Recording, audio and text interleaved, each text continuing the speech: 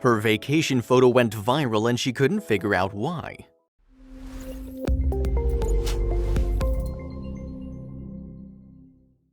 When this woman posted a photo from her relaxing vacation, she couldn't have predicted the internet would have reacted the way it did. There were photos taken at different times by her cousin and a friend of hers. She didn't notice anything unusual at first glance, yet she finally saw it when she took a closer look.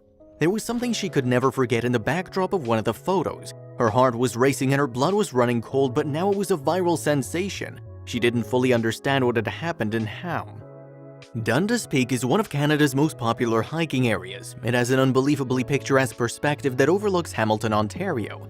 Tews Falls, the largest drop in Hamilton, is actually situated in this beautiful mountain home as well. It became a popular platform for people to target because of the frightening design and elegance of the ground. But in that gorgeous wilderness, something had been hidden, and now there was evidence thanks to her. No one would believe what was found here. There has been a substantial rise in the number of missing people since the peak became a destination for hikers, according to local authorities. Few have never again been found after going missing. From 2016, more than 140,000 tourists took a trip to Dundas Peak, given these warnings and the potential dangers of the mountain. One of these travelers didn't know something that he or she would create a very unique chapter in the history of Dundas Mountain. And the story is mind-boggling. The picture taken by the man appeared in a pose common among the photographers on the brink of the peak. His photograph seemed to be no different from anybody else's. There was nothing to see here, or was there? Perched on the edge of the outside of the shelf, he wore a black jacket and jeans and a leg sticking over the abyss's edge. No one had noticed what lurked behind in the background yet.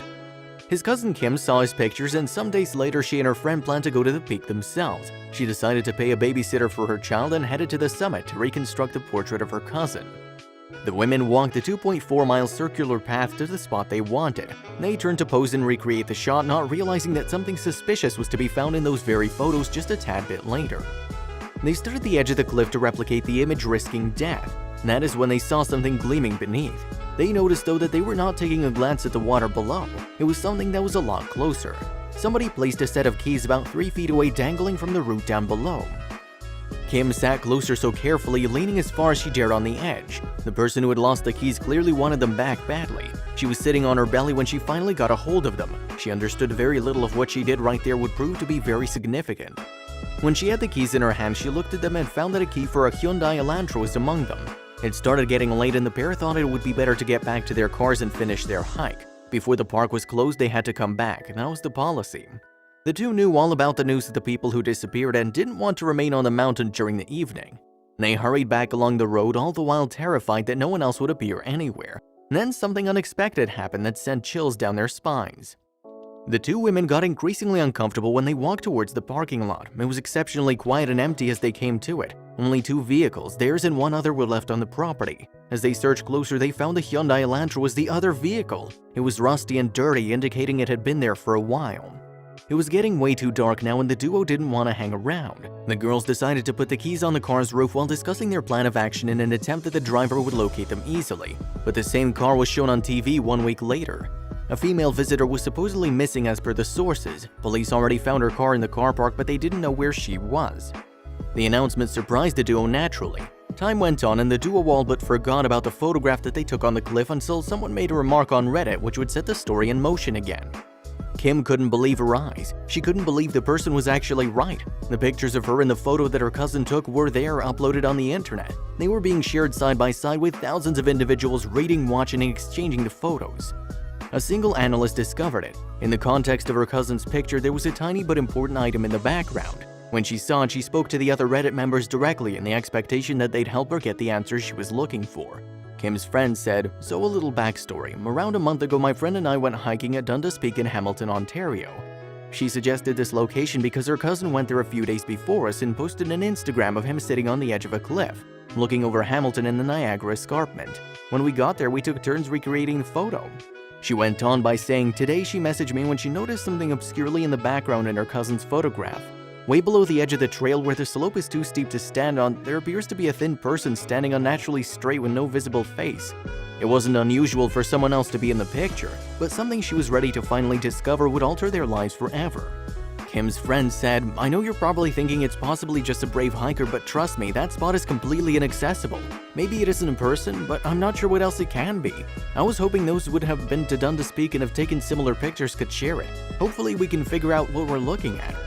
The report for the missing person described the woman as large, describing her wearing clothing, and said she was last seen wearing jeans and a light gray sweater. The most interesting aspect is that no other pictures taken at Dundas Peak feature the person that appeared in this. Why did the incredible personage not show in the 10,000 other pictures taken in that place if it was just a play of shadows or some kind of trick of the light? The comments flowed effortlessly in. There were many people who immediately indicated that many people had vanished in Dundas Peak and around it. They claimed the incredible figure was an unhappy hiker who encountered a horrible end in the hills. Although the picture was disturbing to the minority, many others claimed that a fair clarification should be given. But what might even be the logical explanation here? The form was speculated on by a user that the shadow played a trick on the eye while falling on the rock face and thus causing the illusion. One stated that it was a time to blame the melting ice balls for it. That one was obviously just making fun of everyone who thought it was a paranormal occurrence. Then finally somebody provided the most probable answer. "Sorry to burst all your bubbles, but there's a trail that leads up to that area and goes around the escarpment just under the rocks. That is most likely a person hiking around." In reality, a Reddit user called Darkitect42 reported that he had created the uncertainty himself one time. The user claimed they climbed on Dundas Peak many times. Nevertheless, on the very day the eerie photo was taken, he was also hiking around there, and that wasn't everything, he said. He also remembered that he had dark jeans and a white jacket on, which looked like the mystery person in the photo. Could it be that he was the person everyone was looking at? None of these claims impressed all of us, of course, and since the article had been circulated countless times, international press organizations soon took up the story. Only after the story appeared on the website of Mail Online did anyone provide a different theory. The analyst noted that one Christmas Eve under Dundas Peak there was a devastating train crash. In 1934, a total of 15 lives were lost. Several feel that their souls are still roaming the cliff to this day. While local people have taken the news with just a little grain of salt, the image is still circulating and entertaining people around the world. Even though Sliced Up Beef goes back up the hill pretty often, she can never overlook her friend's cousin's strange picture. That teaches us that something unexpected can happen even in the most common moments. And she's not the only one who caught something unexplainable on her camera. Casey Lynn Hathaway from North Carolina was playing in his backyard one afternoon when he suddenly disappeared from his parents' sight. They were worrying and getting hysterical as moments passed. They never thought that leaving their kid playing by himself for a while would lead to the longest 48 hours they'd ever have in their whole lives. Mastering time alone and independent play is an important development in a kid's life. As these little ones are learning to do some things by themselves, parents can get a little time to relax as well. That's why Casey's mom allowed her son to play in the backyard of their home while she was inside preparing their meal. After all, he was accompanied by her older relatives. However, when the other kids went inside, the 3-year-old boy named Casey was nowhere in sight. After 45 minutes of frantic searching, they finally realized they need all the help they can get. Casey got lost in the woods and the search and rescue operation took 48 hours. Thankfully, Casey was miraculously found safe with minor bruises only. However, when the kid regained his strength, he kept on talking about something that saved him in the forest. Casey Lynn Hathaway is a 3-year-old boy from Craven County, North Carolina. At his age, his family describes him as a smart boy who always has a lot of questions. He's an adorable kid that's loved by all. Aside from eating his favorite chicken nuggets, Casey also loves to watch children's movies and cartoons on Netflix. Aside from indoor activities, he's also hungry for outdoor play and is very active, especially when other kids visit him in the house. His mom allows him to play in the backyard for a few hours every day, even without adult company. However, the unfortunate event that happened on a Tuesday afternoon would surely make his parents rethink letting him play outside without close supervision. Craven County is a simple and quiet neighborhood in North Carolina. Unlike most places in the USA that had changed a lot due to modernization, the locals who live in this community tend to be conservative. The rural feel and the peacefulness in the place are some of the reasons why Brittany and Chris Hathaway are thankful they got to live in Craven County. They're parents of Casey and they consider it a privilege to live with their parents and grandparents in the simple community. The neighborhood is quite small, everyone knows one another and even the crime rate is low.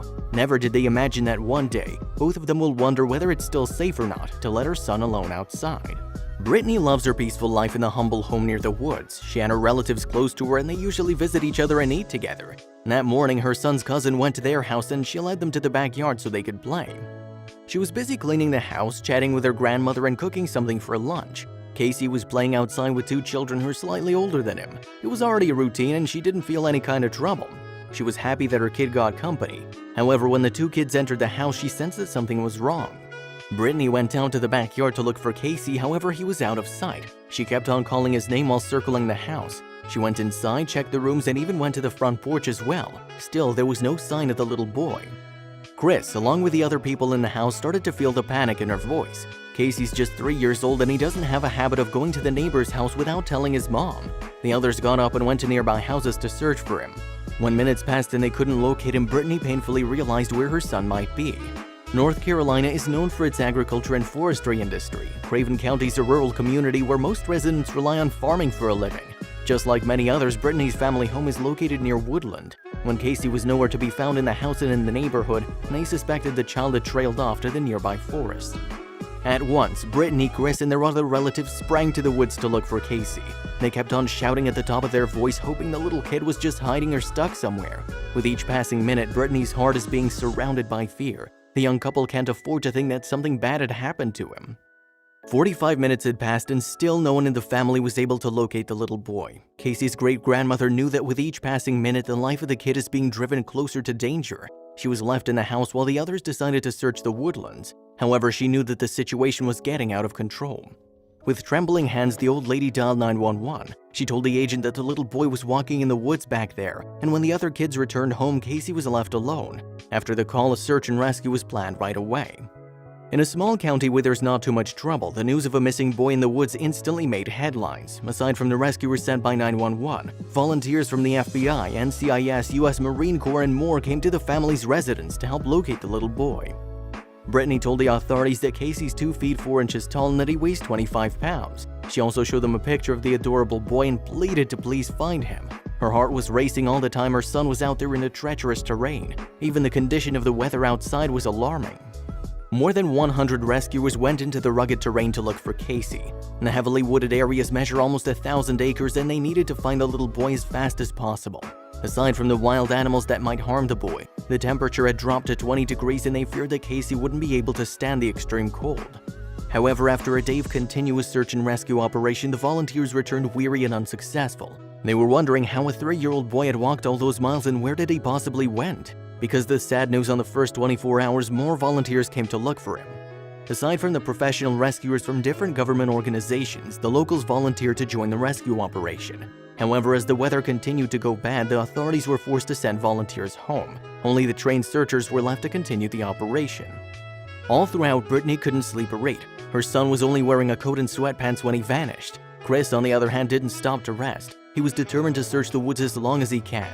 He had big hopes in his heart that his son was just somewhere out there safe and sound. When 24 hours had passed and the rescuers weren't able to find Casey, his family began to fear the worst. The extremely cold temperatures can be fatal, especially to a little boy. Also, Brittany knew that Casey isn't able to look for his own food. Craven County Emergency Management Director Stanley Kite had treated Casey's disappearance as a missing child case. However, he also asked the community to report anything remotely suspicious. Moreover, the authorities have used drones and canine units and even employed helicopters. Everyone in the rescue team knew that time was crucial. They needed to find Casey as soon as possible. Casey disappeared on a Tuesday morning. After a day of the never-ceasing search operation, hundreds came to help the little boy. The number of professional rescuers and volunteers totaled more than 600. The boy's parents were quite relieved to see how many people were willing to help them locate their son. However, all that matters to them is for their son to be found alive. On Thursday morning, hope rose when the authorities received a tip from someone who heard a boy crying for his mother deep in the woods around 9:30 p.m. Needless to say, the team went into the area with renewed effort and energy. They couldn't afford to risk another day. Chocowinity EMS Captain Shane Greer was one of the professional rescuers who hoped and prayed for Casey's safety. As a father, he knew that what was happening is one of a parent's worst nightmares. Although exhausted, he kept going back into the woods. He was struggling on rough terrain when he saw him. The poor boy was stuck in the briars looking cold and helpless. When he was finally near, he almost cried. Casey is alive. Quickly, he disentangled him from the bush and brought him out of the woods. Brittany and Chris cried for joy when they saw Casey in the arms of Captain Shane Greer. He was soaking wet, conscious and crying for his mom. They saw the little boy was dirty and his body showed evidence of frostbite. He was still wearing the same coat. Right away, Casey was put in the ambulance parked at bay. All of his family went straight to the hospital. Brittany knew that his son was starving and bruises needed immediate attention. However, she felt in her heart that the hardest part was over. At the hospital, the doctors attended to Casey's needs right away. However, they were relieved to see the boy was in good health. Nonetheless, they did the necessary evaluation and examination to see for any further injuries. Casey was evidently exhausted. He dozed off and his parents allowed him to rest. He was put on IV and was advised to rest for a few days, but when he woke up, to everyone's amazement, he started to talk about what happened to him while he was out there in the woods. Brittany, Chris, and the other members of the family were all waiting for Casey to wake up. Although the doctors advised the parents to let the boy rest, Brittany was curious to know what really happened. She was afraid her son was traumatized. But when the little boy opened up his eyes, he smiled as if nothing had happened. He was even surprised to see all his relatives were looking at him. Before anyone could ask, Casey told everyone in an excited voice that he wasn't alone out there. And there's a friend who saved him, but who is this friend? Although relieved, Brittany and Chris couldn't help but wonder how their 3-year-old son had survived the freezing cold with no food and water. Of course, there were different speculations in their mind, but when Casey told them that a friend was accompanying him all throughout, they were keen to find out who it was. Clearly regaining his energy back, Casey told his parents that he was with a bear. Brittany and Chris asked him over and over again. Still, Casey's answers were the same. There was a bear in the woods and they were together for 2 days. This right here is just a way too terrible thing to see on your camera. Still, Casey's answers were the same. There was a bear in the woods and they were together for 2 days. This right here is just a way too terrible thing to see on your camera. The last thing a guy wanted to do was take this image of a kind of winged beast pursuing a sad little deer and frame in his garden. He set up the camera in hopes of catching the culprit that was leaving dismembered corpses in his backyard. Well, he caught more than what he bargained for. You probably think of being squeaked by massive waves or perhaps crushed on wood or worse yet sunk as you talk about the hazards of surfing. But you might just figure out that there are many other risks far closer than you might expect once you look at this picture. If it was up to us, we'd either out of that water in record speed or we'd be too terrified to move a single muscle. Dancing is an excellent way of burning calories and staying healthy with a lot of fun. To fly in the skies and come down to earth all while dancing, that's something quite special and magical. Some might even consider it a bit too much and a bit too drastic, but hey, to each his own, we suppose. People who are used to hiking and climbing mountains are aware that the paths they take might be a bit tight and dangerous, so they take their precautions and bring the necessary equipment to stay safe. But even those familiar with such rough roads may think long and hard about walking along this extremely narrow route in China. And you, would you do it? Did you ever see people getting very tense on the staircase and thinking, what is the point of that? Well, the guy that may have lost his foot if he didn't react. Don't forget to bring your steel boots every time you visit the store from now on. Hopefully the balance of this handyman is as good as his technical skills. He used the latter perfectly in order to come up with such an idea, but at the same time we really can't claim it was a good one. Though his business acumen will also drive him up the company ladder maybe. This is a serious commitment to change a simple light bulb. Although most individuals don't have a problem sitting on a large building, this picture looks like something straight out of a Hitchcock movie. There are numerous photos out there of people sitting on the edge of a building and taking in the life that's happening right below their feet, but this guy right here took it to a new level. Only individuals without acrophobia will think long and hard about what this man does. He's either a bold man or just an idiot, no in between. Most of us refuse to dust at home, but we're more than happy that we don't have to do the job of this guy. He's definitely far up over the ground, but evidently there's a breach of health and safety because he has no harness attached. At the same time, we're pretty sure that this photo was taken in a country that's probably not regulating the safety standards as much as others. Regardless of anything, I'm gonna stick to my home dusting, thank you very much. It may look like a horror film, but certain people are terrified of something coming out of their toilets. Okay, it may sound ridiculous, but perhaps it's not usually as distasteful as we imagine, but this image demonstrates quite the opposite.